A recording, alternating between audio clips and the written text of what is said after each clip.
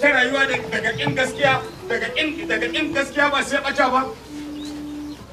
Idan kaga dan uwanka yana ba daidai ba ai ta akai ka ja hankalinsa ka faɗakar da shi Allah ka aibata mutum ka ce wa tsatse ka ce menene ka ce waye to kai shiryayye ne kai shiryayye ne ta akai ka neman wa dan uwanka shirya amma ka aibata mutum ka wulakanta shi ka muzanta shi yasa ake ta shan wahala a rayuwa. Gafaran mu dai maraba Allah ya mana aikin gafara. Allah ya mana aikin gafara. Waye ne? Ni ne Jafar ne. Majabakin malam mai gobe da nisa. To bismillah. Salamu alaikum. Alaikum salamu. Umar mu ina wuni? Lafiya. Muna lafiya. Ya himma. Lafiya. Ya yara. Lafiya. Ya ƴan kunji. Alhamdulillah. Ya muka gaji da wannan abu na rayuwa da ya same mu. To gashi nan sai Allah addu'a. ya fitar da a'i daga rogo. Amin amin. Madaura. To dama kin san ita rayuwa da kike ganinta. Shi yasa ake ce kullum mutum kar ka faɗi abin da baka ji ba. Kuma kar ka faɗi abin da baka sani ba. Wannan haka Kuma kar ka ce an yi ba ai ba. gaskiya. Ba dan komai ba domin ranar gobe alƙiyama harshe da kake ganin sa zai yi bayani. Haka ne. Duk sai ya tattara duk maganganun da kai da abin da ka gani da ido da harshe duk sai an yi shari'a. To Allah ya yasa ake son mutum ka ji alheri kuma ka faɗi alkhairi. Haka ne. To dama ta ne ana raye ana rayuwa. To ya kamata a rika amfani da rayuwa. Kuma ka mori rayuwarka. To ca ne bari in zo in gaishe ki a sada zumunci. Haka ne. Domin kin san ni rabona da garin nan tun lokacin da muka tafi karatu Kudul Abiya. Kuma daga Kudul Abiya muka tafi kuma Kudul Sharqiya. To aka nan aka tantance karatun mu aka gane waye karatu don Allah. Ba wai karatun ba ka yi amfani da karatun da kai. To a cikin mu 30 din nan da uku.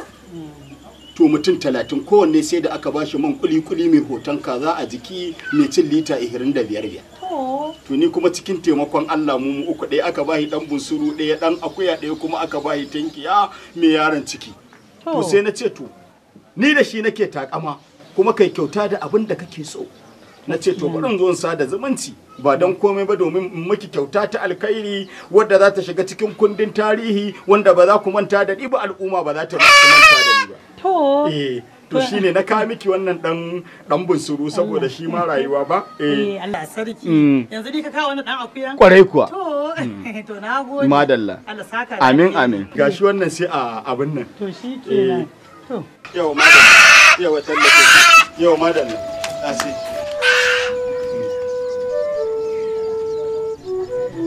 Inga abincinsa.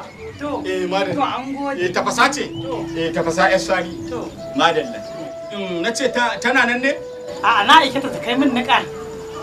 Haka ne. Haka ne. Madaura. To zan iya zama in jira ta kamar sa'a 2 haka? Mana zaka iya zama. Ko awa 1 haka? Kwarai da gaske. Ko mintuna haka? Ko 'yan minti 5 ma za ka ganta yanzu. Zan iya zarafi na anan din kan ta zo? Abin da ba za ka yi ba yanzu. Allah na ga lokaci ya dan ja na sallahi ne nake so a dan bani ruwa zan dan shiga in kewaya dahara. Zan samu dan abubuwa dai na abin nan. To babu laifi. Babu laifi. Madaura. Inda ka kawo wannan ai magana. Madaura dai.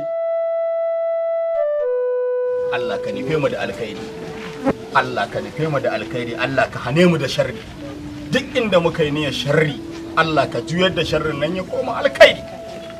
Allah ka sa duk abin da za mu yi wa 'yan uwan mu zato mai musu zaton alkhairi Allah. Allah kar ka sa mu yi wa 'yan uwan mu zaton sharri. Ka zaci mutum da sharri sai ka ga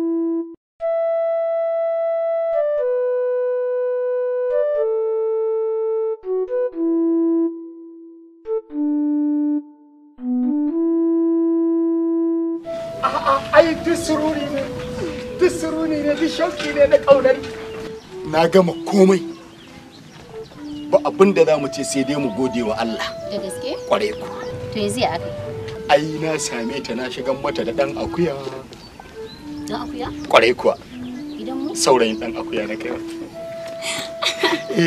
kuma cikin taimakon Allah ina ba ta karbe shi ta bata ce bata ce ba sai ta karbe kai ita ma dai umma wallahi kai sai ta ce maka menene ai da kai ta karba ta gode min ni kuma na gode wa Allah tana gode min na gode wa Allah ni kuma sai yasa nake ƙara son ka kullum na fi ki son ki fa dan ni yanzu zan iya tafiya daga nan har me gatar a kafa akan ki.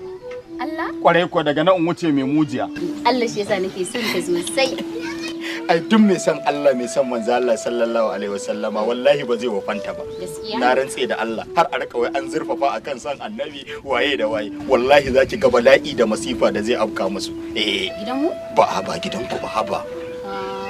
Ba da gidanku nake ba yasa. Kwaran kwatsa dubu ta afka min ana ruwa ba da gidanku nake ba.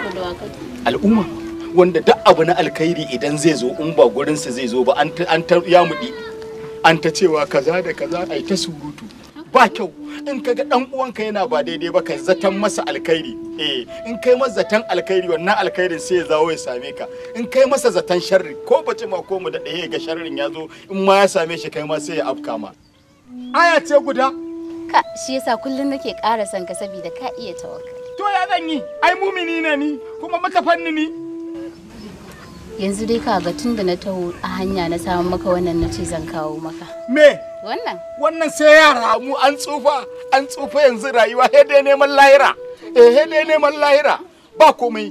Soyayya a bari ce amma mu yanzu mu he dai neman lahira. Kwarai kuwa. To amma dai ai soyayya muke. Wannan ba anan ba sai kin zama muharramata. Aiki kwantar da hankalinki abu ɗaya ne yanzu ya rage mana. Yan yamu ɗiɗi yan gutsuri tsoma. Ai sun daina tunda na gaya wa gidanmu cewa ni kai kaɗai nake so kuma kai kaɗai zan aura.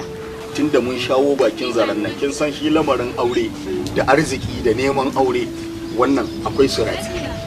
Duk inda ka zo kana neman arziki za ka yi ta shan kushi. Haka duk inda ka zo neman aure za a rika an je an kwakulo asalinka.